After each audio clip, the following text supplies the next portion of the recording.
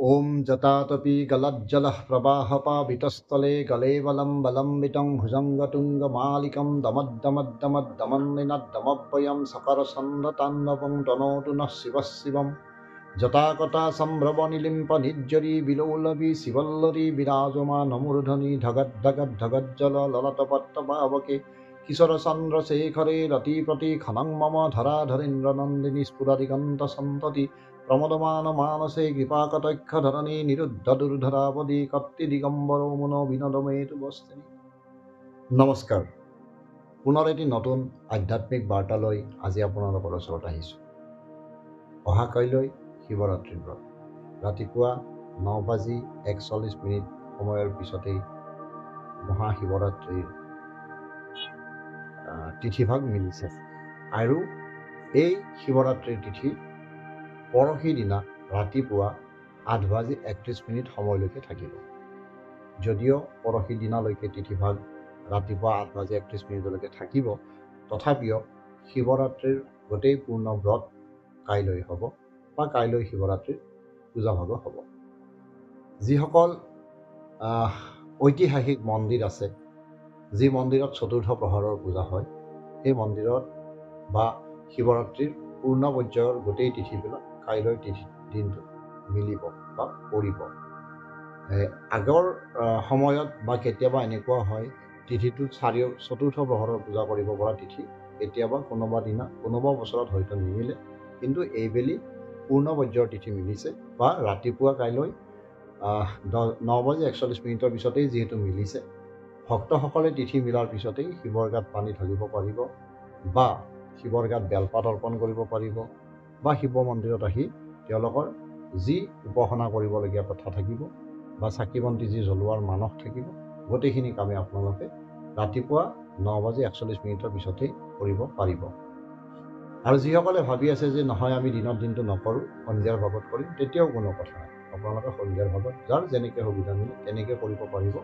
যিহেতু এইবাৰ তিথিটো দিনৰ পৰাই আৰম্ভ হৈছে, কোনো কথা নাই, কোনো অসুবিধা নাই। আপোনালোকৰ নিজৰ ইচ্ছা অনুসৰি এইবাৰ শিৱ ভগৱানক সন্তুষ্ট কৰোৱাৰ উদ্দেশ্যেৰে যি সংকল্প লৈছে, নিশ্চিতভাৱে তাৰ সংকল্প মতে কাম কৰিব পাৰি।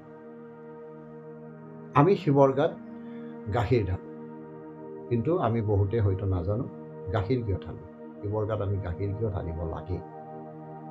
বিভিন্ন সময়ত আমি পানীও ঢালোঁ, কিন্তু গাখীৰ শিৱৰ গাত ঢালিব লাগিব। কাইলৈ দিনটোত গাখীৰ প্ৰতিটো শিৱ মন্দিৰতে ঢালা হ'ব বা অৰ্পণ কৰা হ'ব। ইয়াৰ এটা কথা এনেকুৱা ধৰণৰ আছে, যি সময়ত সাগৰ মথন হৈছিল, সাগৰ মথনৰ সময়ত প্ৰথম অৱস্থাত যি হলাহল বিষ ওলাব ধৰিলে, এই বিষে যেতিয়া গোটেই বিশ্ব ব্ৰহ্মাণ্ড ছানি পেলালে, তেতিয়া এই বিষখিনি খোৱা মানুহ কোনো নাই বা কোনো দেৱতা বা কোনো অসুৰ এই বিষ পান কৰিব পৰাকৈ শক্তি সমৰ্থন নাছিলে। তেতিয়া একমাত্ৰ স্বয়ং ভগৱান শংকৰ বা শিৱ ভগৱানে এই হলাহল বিষবিলাক পান কৰিছিল। আৰু সেই বিষ পান কৰোৱাৰ পিছতেই তেওঁৰ কণ্ঠটো নীলকণ্ঠ, নীলবৰ্ণ হৈ যাবলৈ ধৰিলে। এই গোটেই কণ্ঠটো তেওঁৰ নীলবৰ্ণ। আমি যে কওঁ নীলকণ্ঠ শিৱৰ আন এটি নাম, 108টা নামৰ ভিতৰত অন্যতম শিৱৰ নাম নীলকণ্ঠ। নীলকণ্ঠ হ'ল তেওঁৰ কণ্ঠটো সাগৰ মথনৰ সময়ত ওলোৱা হলাহল বিষ পান কৰাৰ পিছতেই সেই বিষৰ দাগী হিচাপে এই কণ্ঠটো তেওঁ নীলা হৈ পৰিল বা তেতিয়াৰ পৰা তেওঁ নীলকণ্ঠ বুলি ধাৰণা কৰা হ'ল। আৰু সেই বিষ পান কৰাৰ পিছতে তেওঁৰ সামগ্ৰিকভাৱে শৰীৰত যেনেকুৱা এটা অস্থিৰতা আহি পৰিল বা এই বিষ এটা পান কৰাৰ পিছতে তেওঁৰ শৰীৰটো যেতিয়া বিষে গোটেই শৰীৰটোক তেওঁক আৱৰি ধৰিলে বা ইয়াৰ পৰা যি যন্ত্ৰণা, এই যন্ত্ৰণাৰ পৰা বা পুৰণি যিটো আমাৰ বিষ পান কৰাৰ পিছত যিটো পুৰণি উঠিলে তেওঁৰ এই কণ্ঠত বা শৰীৰত, এই পুৰণিৰ পৰা ৰক্ষা পাবলৈ কামধেনু গাইৰ গাখীৰ তেওঁৰ গাত অৰ্পণ কৰা হৈছিল। আৰু কামধেনু গাইৰ গাখীৰ অৰ্পণ কৰাৰ পিছতে তেওঁৰ সেই শৰীৰৰ যন্ত্ৰণাখিনি বিষ পান কৰাৰ পিছত যি হোৱা শৰীৰৰ যন্ত্ৰণাখিনি তেওঁ কমি আহিছিলে বা সহ্য কৰিব পৰা হৈছিলে। আৰু তেতিয়াৰ পৰা এটা প্ৰবাদ হ'ল যে শিৱৰ গাত গাখীৰ ঢালিব লাগে।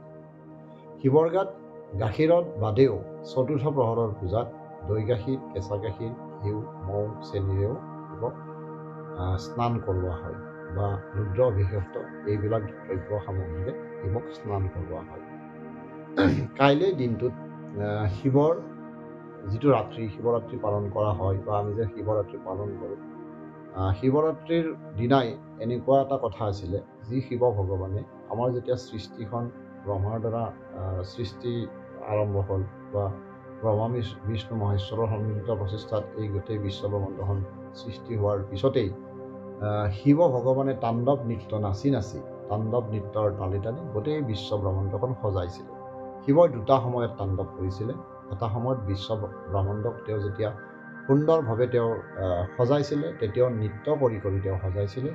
আৰু শিৱই যেতিয়া ধ্বংস কৰিবলগীয়া হৈছিলে পৃথিৱী, বিশ্বব্ৰহ্মাণ্ড যেতিয়া ধ্বংস কৰিবলগীয়া হৈছিলে, তেতিয়াও বা তেওঁৰ যিটো উগ্ৰস্বৰূপ, ৰুদ্ৰস্বৰূপ, সেই ৰুদ্ৰ শব্দটোৱে উগ্ৰস্বৰূপ, সেই উগ্ৰতাৰ সময়খিনিত তেওঁ শিৱ নৃত্য, শিৱ তাণ্ডৱ কৰি গোটেই বিশ্বব্ৰহ্মাণ্ড ধ্বংসও কৰিছিলে।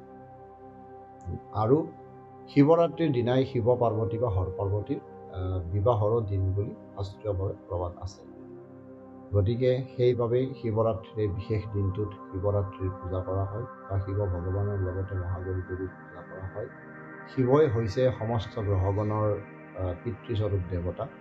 গতিকে যিসকল ভক্তৰ জন্মকুণ্ডলীত কৃপাবৃষ্টি চলি আছে বা যাৰ গ্ৰহদোষ বেয়া চলি আছে বুলি ধাৰণা, আপোনালোকে গম পায় যে মোৰ বৰ্তমান সময়ত গ্ৰহদোষ বেয়া বা মোৰ এতিয়া কৃপাবৃষ্টি চলি আছে, গতিকে এই ঋতুৰ পৰা পৰিত্ৰাণ পাবলৈ কাইলৈ দিনটোত আপোনালোকে শিৱ ভগৱানৰ ওচৰলৈ এবাৰ হ'লেও যাওক, শিৱৰ গাত জল অৰ্পণ কৰক, গাখীৰ অৰ্পণ কৰক, বেলপাত অৰ্পণ কৰক, চাকি বন্তি জ্বলাওক আৰু ভক্তিৰে তেওঁক 108 বাৰ নমঃ শিৱায় নমঃ বুলি স্তব বা জপ কৰিব।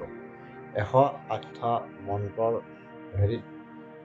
এটা মন্ত্ৰ এক্টিভেট হৈ যায় বুলি বা সক্ৰিয় হৈ যায় বুলি ধাৰণা কৰা হয়।